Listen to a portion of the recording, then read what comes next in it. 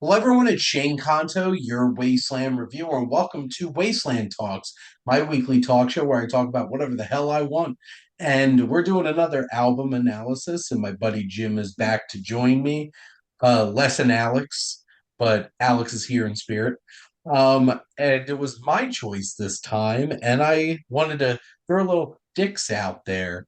One of the most underappreciated, underrated American rock bands, thanks to cynical assholes. Thank you, Big Daddy. And I chose their album, The Grand Illusion, which has The Grand Illusion, Fooling Yourself, The Angry Young Man, Superstars, Come Sail Away, Miss America, Man in the Wilderness, Castle Walls, and the grand finale. So, Jim, what's your kind of like backstory with this album? I don't have this album on vinyl. My Mm, uncle was not a Styx guy. He was a Jethro Tull guy. He was sitting on a park A bench. Fleetwood Mac guy. Like when I listen to REO Speedwagon, for example, Mhm, who I know Styx is pretty tight with REO Speedwagon as mhm. far as touring goes. When I listen to REO, I hear a lot of Fleetwood Mac. Um, it's funny. I'd never listened to this album all the way through, but I Mm. knew all the songs but two of them, I think. Yep, that sounds about right. Because Um, like this does have "Come Sail Away" on it, which is yes. like one of the most famous Stick songs ever. So, And I heard that all the time on the radio growing up, mhm. probably in the supermarket, to go whatever, in the mall, in the grocery store, on the radio. Um, and I was never really into the keyboard rock, I'll be honest with you, from there. So like that's something that REO and Styx have in common. They have a Yeah. lot of organ and synth and keyboard piano stuff. So I think part of the reason I gravitated more towards the guitar rock bands like Zeppelin and less towards bands like this was that sound, the tone of that sound growing up. So I think only the first listen for me in this album was only Man in the Wilderness and Castle Walls. And I thought Castle Walls was actually pretty cool. Mhm. Um, so it makes me wonder, like speaking of Zeppelin, I might have mentioned this to you before, like Black Dog, I can't listen to because it was already so in my head from the radio that I Mhm. can't hear it. I can't hear it in a fresh way, the way I heard most of Led Zeppelin, who's my favorite band of all time, by the way. So, like, this is 76 or 77, The Grand Illusion. 77 came out July 7th, 77. 77. Seven, So seven, this is like 7, 7. presence. Nice. This is this is presence era Led Zeppelin. Sorry. Um, which is kind of where the band started to go more towards the John Paul Jones synthy, weird, less my style kind of stuff. But this is kind of just where Styx got started, I think. So Because they I want to had a ask handful of you. albums before this, but it was really this and Pieces of Eight that like made them famous. This And you was can their seventh album. like they had Seventh, quite a few albums already before this.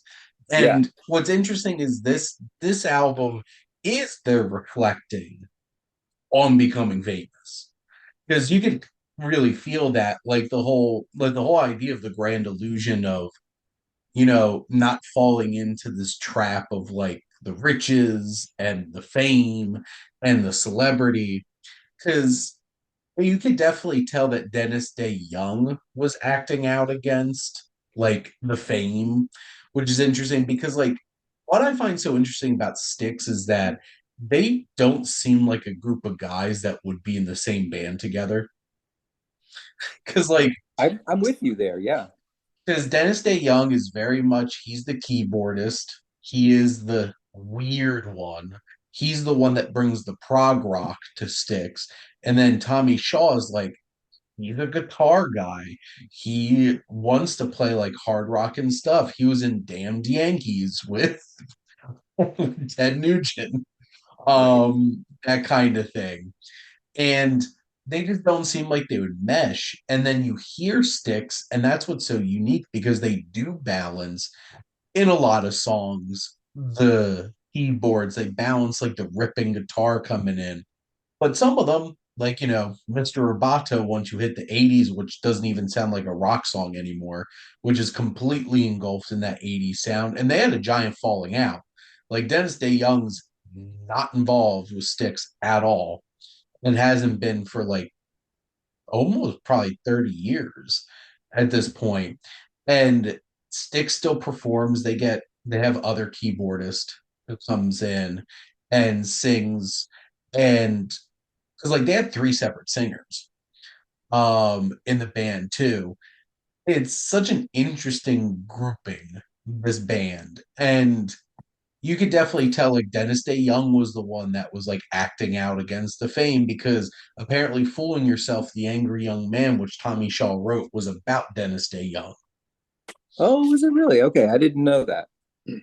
He wrote it in perspective of like, wow, Dennis is like really not okay with us, being this successful. And it's just like, dude, calm down. So, Um, like, Tommy Shaw was okay with the rock and roll thing, yes. and Mhm. Dennis DeYoung was kind of subverting the rock and roll thing.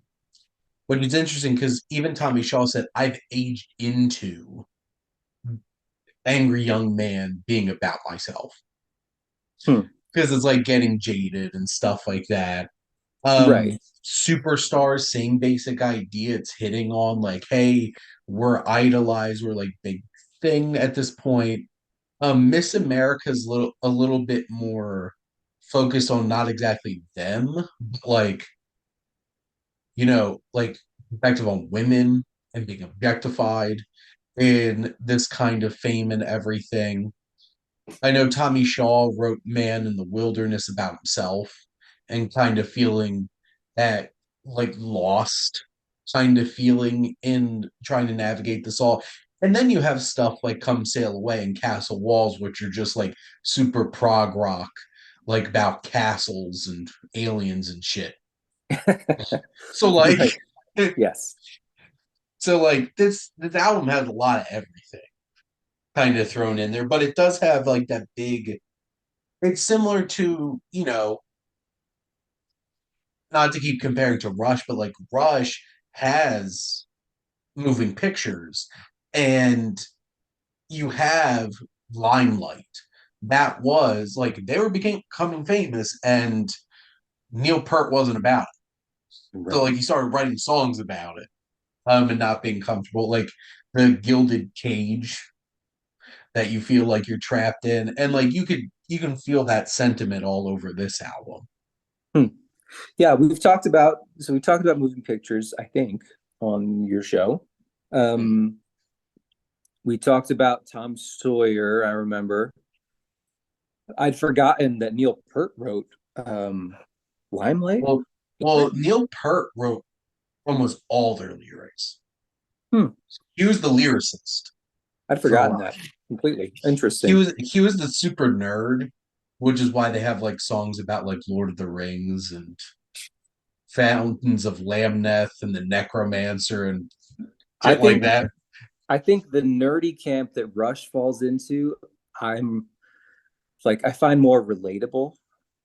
That Dennis DeYoung is like a theater kid nerd camp, and I was never ever a Yes. theater kid, so Yeah, that Styx definitely has that kind of feel. I understand how people were alienated by some of the more theatrical Styx stuff if they weren't, into that kind of He definitely thing. does give off theater kid vibe. Even like his Would you outfits. say he's like the Peter Gabriel of like the Peter Gabriel is to Genesis what Dennis DeYoung is to Styx? Like, is that an apt comparison? I think that's an interesting comparison because it really is like you can tell the other members of Genesis were kind of like honing in on a little bit more like rock. Like it still had like that new wave ish sound where it's like you have like synth, but like it's not Peter Gabriel. a Genesis, which is some weird shit. And like I think that's an interesting comparison. And Dennis DeYoung never became as big on his own when he left Styx as like obviously Peter Gabriel has. Peter Gabriel has like a whole entire extremely successful career. He even had a new album come out recently that I actually really enjoyed. It was interesting. It was it was one album. Half the songs were set in a lighter atmosphere, and then he redid all of those songs in a darker atmosphere. So Hmm. basically, every song was duplicated on the album, except they had a completely different vibe and perspective to it. And I'm like, that's some Peter Gabriel shit that you do for an album. Like this is certainly like that. Like Sail Away on paper is not a mainstream classic rock song. When you think about it, it's weird. It's out there, but it's become such an iconic, like classic rock song that you kind of forget that like they're singing about angels and shit, and then realizing they're aliens and going up in a starship and stuff like that. I'm like, it's, what's this song about? It's weird. Yeah, it's super weird. But it's also nerdy, and it's not just about. Okay, so before this, I was Mhm. just watching the video for Kilroy Was Here, which I understand was kind of the wedge that broke the band, maybe. Seemed like it might have been like the bridge too far Okay. kind of feel. It's very 1984, Yes. like ish. I was watching that, and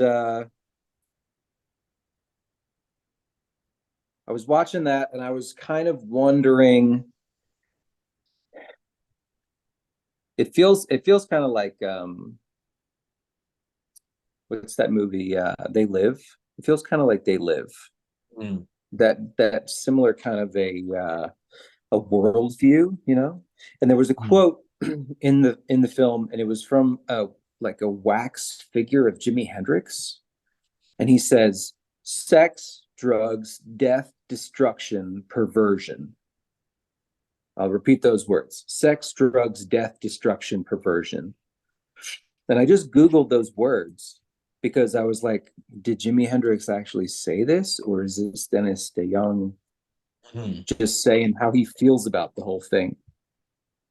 And those are all really rock and roll Yeah. words. And yet Dennis DeYoung is not rock and roll very much so. So Mm. there was that. I think that's where I am stuck right now on this album. Um, like I said, I've heard all these except I think Man in the Wilderness and Castle Walls. I think Castle Walls is the better of the two, but like if I were uh buddies with both of them, I think Tommy Shaw would be my buddy and Dennis DeYoung would be like his ego is just so like out there. I don't think I'd be able to be friends with him.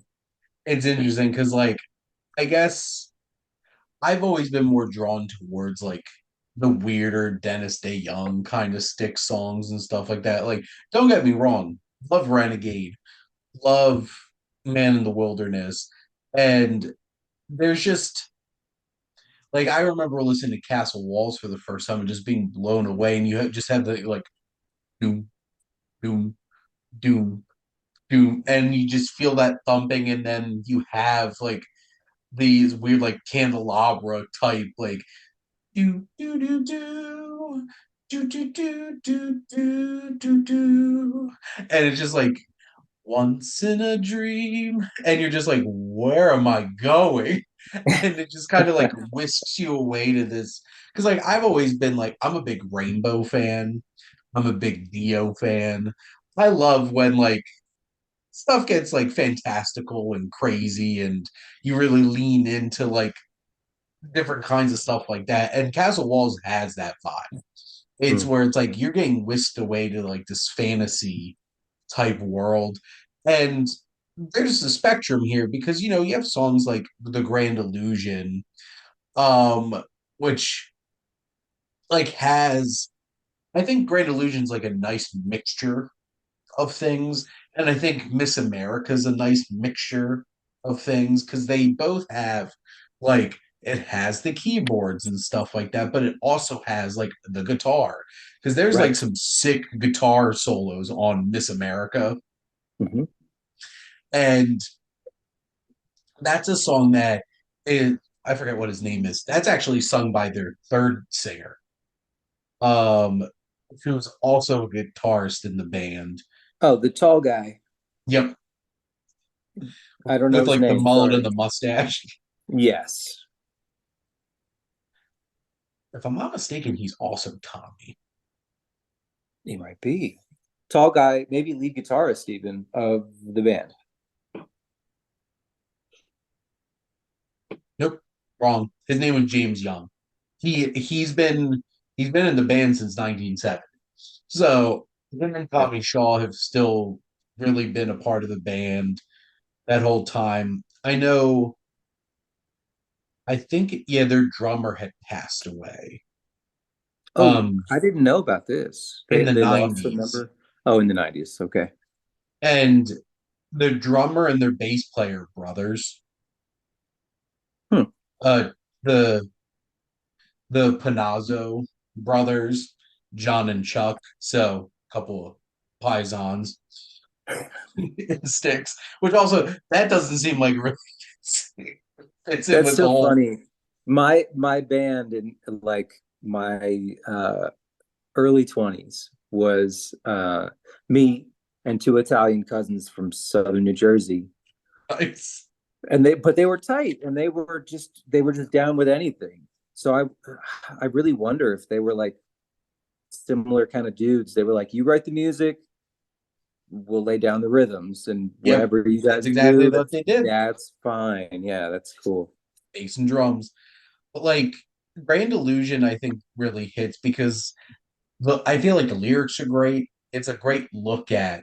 It's like, welcome to the grand illusion. Come on in and see what's happening. Come I on, do pay get a your tickets circus. I for do the get a very show. circusy vibe Yeah, from, yes, they really captured that vibe with it. like a And then calliope.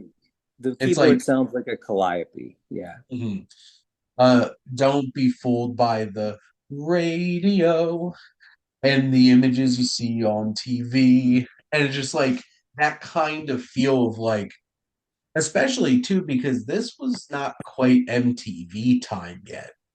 But like this was a time where it's like late '70s were when like arena rock became like a big thing, and you Yeah. could sell out whole arenas because it was like Journey coming into play, and REO Speedwagon, and Kansas, and Bruce Springsteen, and really coming into like that era of rock music where it's like you could be massive Right. selling out stadiums and stuff like that. And it's so interesting because there's so many rock bands that have that quote unquote angry young man that's like Mhm. lashing out. Like, look at another great progressive rock band of like Pink Floyd. Pink Floyd's been through probably three very distinct periods of their existence. Because obviously, like Sid Barrett era, Pink Floyd is whole that's like Peter Gabriel Genesis, where it's just like on a whole other kind of plane that and that one in particular, I'm not sure I'm along for that ride. Sid Barrett, Pink Floyd, but like obviously when he like couldn't play anymore because of acid, they brought in David Gilmour and it kind of reshaped the structure of the band. And they certainly have an angry young man because that's Roger Waters. He is the spunky, he's the angry one. If you listen to some of their songs where there's like a sarcasm, there's an anger underneath, it's him. Because David Gilmour is much more of that like somber kind of singing like comfortably numb. Mhm. Um and you just have that kind of feel, but like Roger Waters is angry. He And wants his pudding and he doesn't want to eat his meat. yeah, which he it's interesting that like fooling yourself to angry young man, which also so much keyboard in that. Like the synths is like it's all like the it's just like the whole entire like intro to that song. And it's that kind of thing where it's just like capturing that kind of feels like there's different ways that you can deal with fame and deal with success. And some people just become so jaded about it. Hmm. And others, appreciate like, hey, we've been successful. Let's have fun. Let's enjoy it.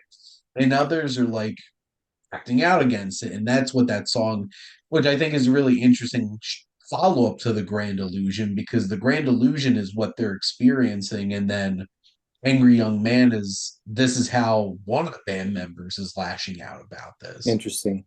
Do you think that the play between like the Dennis DeYoung songs and the um, Tommy Shaw songs, do you think it still works as like a cohesive rock opera, or do you think it's too much of a shift of tone between their songs? I don't think so, because I feel like like this album in particular, I think most of the songs they balance both. Um, I would say not all of their work balances both. There's Mm, certain songs that just like this is barely a rock song, right. like Babe and Mr. Roboto. They don't feel like rock songs at all. But like all of these songs on some level feel like a rock song, because like Tommy Shaw gets to have those moments. James Young gets to have those moments where there's some like really good guitar come like sweeping in. And Yeah.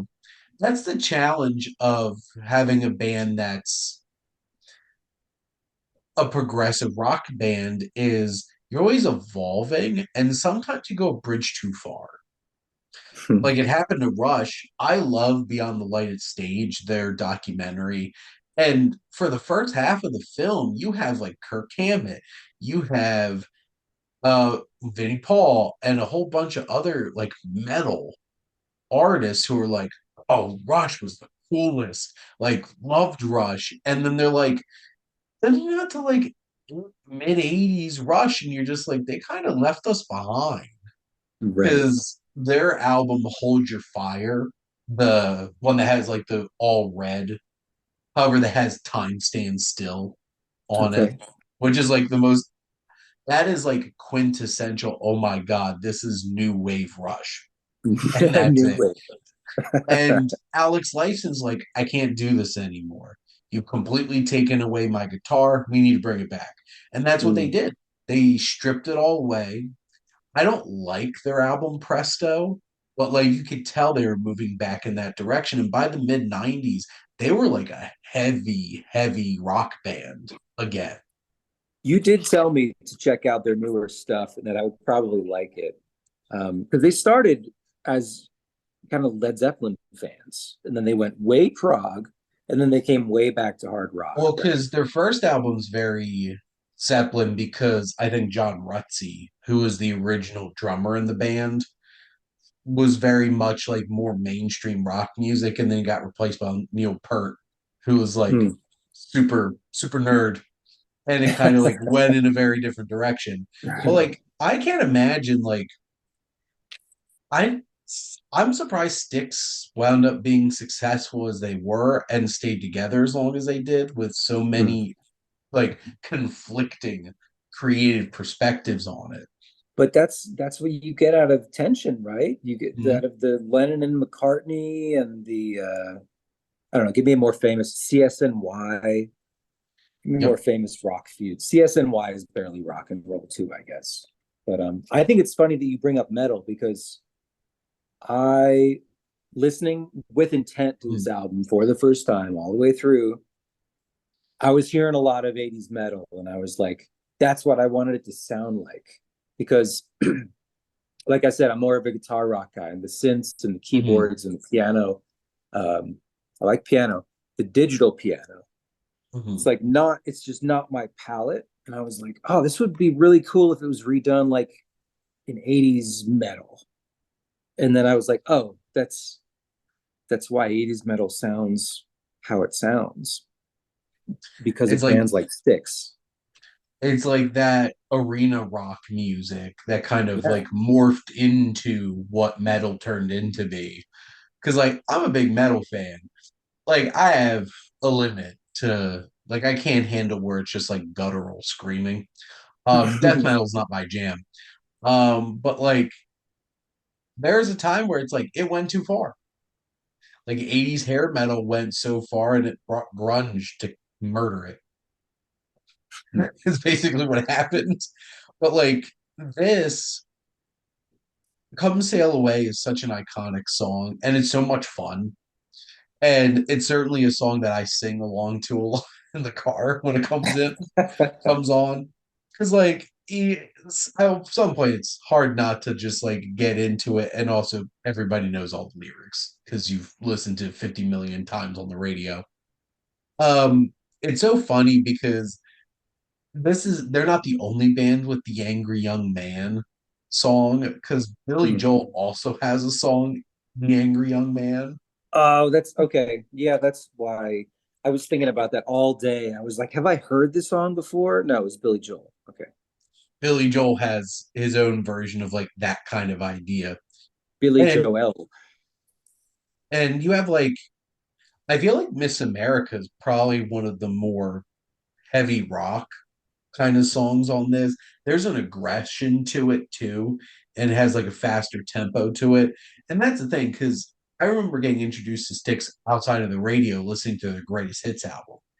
And what a whiplash their greatest hits album is. Because like you have Lady, you have Gabe, you have Mr. Roboto, you have Renegade, you have Miss America, you have Come Sail Away, and it's just like this is all the same band. And it's one of those kinds of things that, like that's one of the things I appreciate about it is just also from like a technical perspective, like big on like I think it's one of the reasons why I don't like punk is because punk rock's not about if you can play the instruments. Punk rock's about like you feel it and it has that It's about the energy. energy, right? And I'm all about like, oh, this sounds so intricate and crazy and I love it. Hmm. Cause like there's bands like Raji who show off. Like nobody needed to write La Villa Strangiato, but they did just to show off that they could Right. do all these things. And you can tell like this band, Dennis DeYoung's a really impressive pianist, organist, keyboardist. You can tell like Tommy Shaw's a really talented guitarist. Like you can feel just the amount of detail and the time changes and the shift in tone in these songs and the tightrope that they're walking to like balance all those different kinds of sounds. Because there's a what could feel like complete whiplash in some of these songs, swinging from like big guitar solos back to like uber synths everywhere. And thematically, it's interesting. And, it's that age old story of like, how do we deal with fame? That's what most of this album's about. But it also has, some fun, interesting, weird, fantastical songs too. And I'm also a big fan of Kansas. And Kansas also is like pushing the limit of like using organs and violins in the middle of like rock music and stuff like that. And they both kind of give me the same kind of vibe. They're also some of the most played bands on classic rock radio. Because I don't know if it still is, but Carry On Wayward Son was like the most played song on classic rock radio for years. Carry On was, yeah, Carry On My Wayward Son was very overplayed, I think. Come Sail Away, same. Black Dog, same. ACDC, You Shook Me All Night Long, same. Those, for whatever reason, those songs were in regular Mm. rotation on the radio. And for people that didn't That's have, why I can't I had listen a to cassette radio. player in my car, but I listened to the radio. I feel like I burned through all that classic rock stuff in like several years because I was just tired of hearing the same songs over and over again, you know? That's the tricky thing about the radio is like, unless they're doing like the Philly 500, where like there's no duplicates for days because like at least they're going through a list of songs. It's all the Mhm. same crap that they play every day. Especially like top hit radio, where it's like, how Yeah. many times do I have to hear the same song in the same day? That's just Got the to way it make the is. people happy, you know? Mhm. And Come Sail Away and Renegade are all over classic rock radio. But also, on a side note, like that's like a really trippy album cover too. The It is. the Yeah. illusion, the crazy visual illusion that they have of this woman's face within a knight on like a horse or like some kind of rider through the forest. And it's just so weird and so strange. And it works. Do you know if drugs were kind of part of the culture of Styx shows or Styx and I feel REO like at least Speedwagon weed. shows? What's that? I feel like at least weed would have to be. Maybe. Yeah, I feel like it's very cerebral, you know, the Rush crowd, the Styx crowd, um, the Genesis. Mm-hmm. I wrote Meatloaf here, but I don't even know. Like I said, the theater crowd is a little bit out of my purview. I don't feel qualified to comment on that kind of music. I, But I it's love not the meatloaf. Grateful Dead, No, Allman Brothers, Led Zeppelin, like really fucked up on whatever substances are in the audience kind of music, you mm. know? It seems a lot more cerebral to me. Yeah, and that's definitely a feel that I feel like Styx has is, and I feel like Dennis Day Young probably brings a lot of that cerebral kind of feel because like I don't know if you ever watched the clips of Jimmy Fallon doing like redoing music videos and stuff like that with people, but they did Too Much Time on My Hands by Styx Okay. and Paul Rudd was on. And so Jimmy Fallon was Dennis Day Young and he's in tight black pants, a vest, a collared shirt, a big curly mullet, and a giant mustache playing along. Very theatrical looking. And then Tommy Shaw just has like his long blonde hair in this powder blue jumpsuit, and it's Paul Rudd playing. And it's just like, it's a completely different vibe. Like, you look at this band, something like Cheap Trick also gives that vibe because you look at the Mm. four members of Cheap Trick, two of them look like they could be in the same band together, and then the two of them look like some weirdos, middle-aged men that they pulled off the side of the road. Just to fill in. Like Like they Rick didn't make it to Nielsen them. doesn't look like he would be, looks like he would be a rock star. That's And funny. then they're, I've seen him do More Than Words with Jack Black. I've yeah, seen him do a that's Neil great. Young cover, which was pretty good. But then I saw him do an imitation of Jim Morrison, and it was spot on. And I was like, oh Mhm. wow, Jimmy Fallon's like he's got some talent. Like he could have been in a band He just needs to stop touring. laughing at his own jokes. That's Jimmy Fallon. He's just got to watch some Graham Norton. Graham Norton laughs at his own jokes too, but he gets away with it. It's just a different Yeah, I don't thing. get. That's funny. I don't get bothered by Greg Norton laughing at his own joke. It's just Jimmy Fallon, though. I don't know why. Uh, but it's so interesting because, like, that's the fun thing about Styx. It's such an interesting band that doesn't make any sense, except they came together with this alchemy and created something very them. Hmm. And it's my vibe. I do love Styx. Sex, Drugs, Death, Destruction, and Perversion, and Styx. Styx. On the river Styx. Yeah, their band's literally named after Greek mythology. Which is kind of cool. I appreciate that. I do like that. So speaking of like intellectual peeps, it's like your band's named after that. Because that's the thing, like even like Led Zeppelin, they had songs about Lord of the Rings and stuff like that. Yeah. Misty Mountain Hop and Ramble such. On, I believe. Hmm. There's at least one other where they Hmm. mention Mordor or Gollum, Hmm. which was cool because, being 12 or 13 years old, you're like, this is young adult literature. And then the most infamous uh, band, most hedonistic, notorious band in rock history singing songs about Tolkien. It's like, oh, Yeah, that's to cool. look singing about Tolkien while also having an orgasm on stage.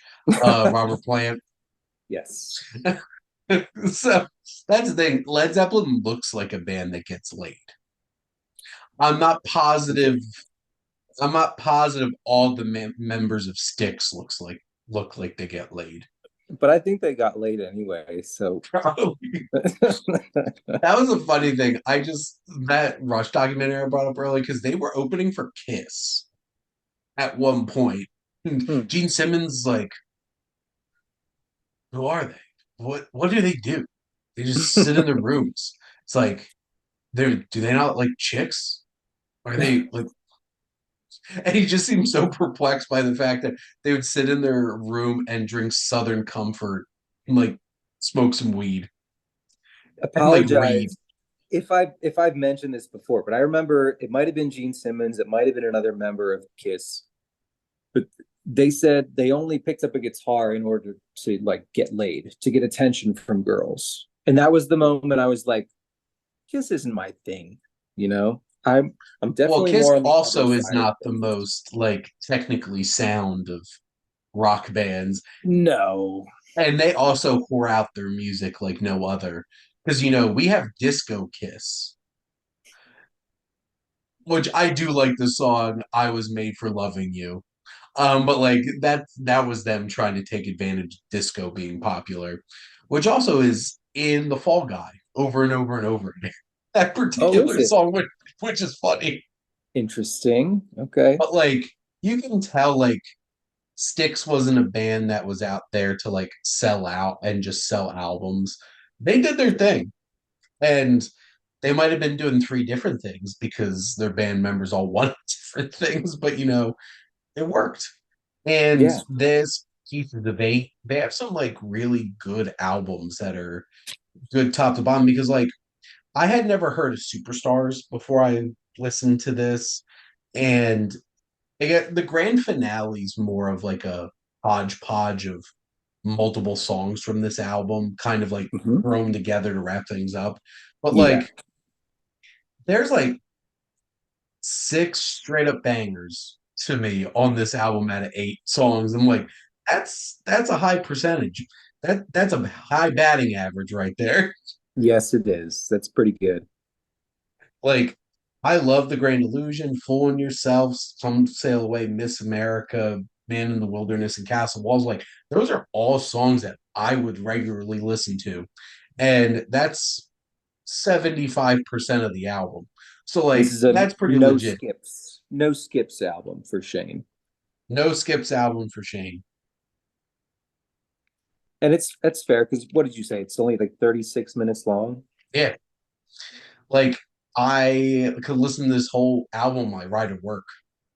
Nice. Here you go. Oh, back when albums were, which the craziest thing was, I remember AC/DC had a relatively new album come out. This was their second to last album, and it was 33 minutes, and it Hmm. was 12 songs. Okay. Kind of a I'm like, throwback to I'm just like, that and sounds very punky to me though. Punk songs tend to be very fast and very short and very energetic. well, that album from AC/DC sounded like the same song over and over and over again. And I am an AC/DC defender, I know. but that album, Rock or Bust, was a bust. Because legitimately, out of like the 12 songs, two of them, which is Rock Artist or Let's Play Ball. And it's just like basically about like playing sports. Okay. I'm just like, Cricket, probably. or other balls. I don't know. The music Big video makes it balls. seems like it's about sports. No, none of the songs on that album have anything can hold a torch to Big Balls, which is one of the most clever string of innuendos you're ever going to see ever hear in music. Because It like did. It used to it's make me laugh. It did. I'll skip it it's now, though. I pretty feel like I don't have obvious to hear it anymore. that they're talking about a ballroom Yes, and of dancing course. How balls. could you ever think that they were talking otherwise? The testicles. They How dare you even suggest it, Shane? make me laugh so much. Their song "Honey Roll" has a line, and it's like "Honey roll over, lettuce on top," and I'm just like, "Damn!" Just like, Was come that another on, Gollum? Was that another Gollum reference? what honey roll over, lettuce on top? Let us on top. Yeah, Uh, it's obviously talking about a sandwich, Jim, obviously. Yeah, sorry. and not Apologies. talking about rolling your honey over and getting laid. No. It definitely wasn't talking about that from the same album that brought you Ball Breaker.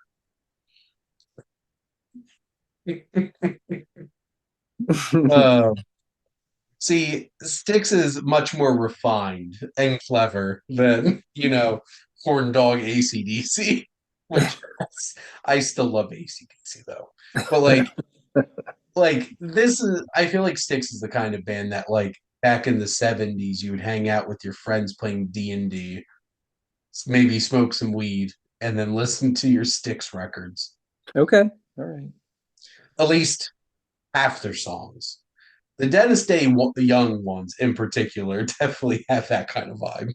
Drawing castle walls, playing D&D. I am sure that was a perfect combination. Maybe the band played too. Maybe that's what kept the band together for so long. Yes, they got over their differences by having a years long D&D campaign because D&D saved a group of friends, said no one ever. No, At least not it's from my settlers. It's experiences. settlers of Catan that breaks friends up, not D&D. Uh, well, I guess my friends play D&D wrong. But I guess, Jim, do you have any other thoughts on Grand Illusion? No, I think we got through it. Just that I'm intrigued by the early Styx stuff, which I don't think I ever would have listened to otherwise. The early Styx stuff is a lot more Tommy Shaw, if you will. I think Mhm. um, it was a little more interesting to me, and I didn't realize that this was 7 albums in. So I'm sure their sound changed quite a bit from 70 early 70s to mid 70s, wherein they released 7 albums, which is kind of crazy. Yeah, it's definitely one of those situations where it's like it took them a while to like click Hmm. and start getting some real play and actually, you know, people actually buying their albums and stuff like that. Because I'm trying to think, I think Crystal Ball 76 was probably their first like legitimate hit. And then they had this Pieces of Eight. Like that string right there was some good stuff right there. So, well, any band I feel like would take a nice string of couple of albums where they were like really successful. So, because not every band can say that. No, But hopefully, all of you now think that Rush is one of the most underrated American rock bands, despite those cynical assholes out there. But Jim, thank you so much for coming on. you're very welcome, Shane. Always a pleasure to have a drink on a Tuesday night, talk about music or film or documentaries or TV shows, There we whatever go. whatever the hell you want to talk about is fine with me. And that is certainly the theme of Wasteland Talks, whatever the hell I want to talk about. And we reference another AC/DC song, You Can Have a Drink on Me. But thank all of you out there for always tuning in and supporting your Wasteland reviewer.